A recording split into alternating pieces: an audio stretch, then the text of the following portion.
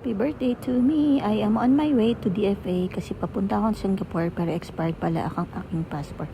So, bawal magpicture sa DFA. So, ayan. Tapos na tayo. Papunta na tayong Glorieta to meet my sister, my twin sister, my other half. So, daan muna kami ng church to pray. And we decided to eat na lang sa Bisu. So, ayan.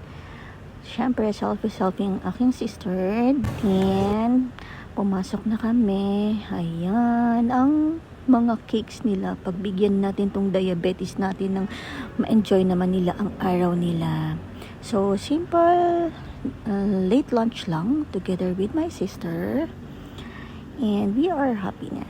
So, ayan. Thank you. Our date. Hi! We're off to our own family na. Yes, we celebrate din.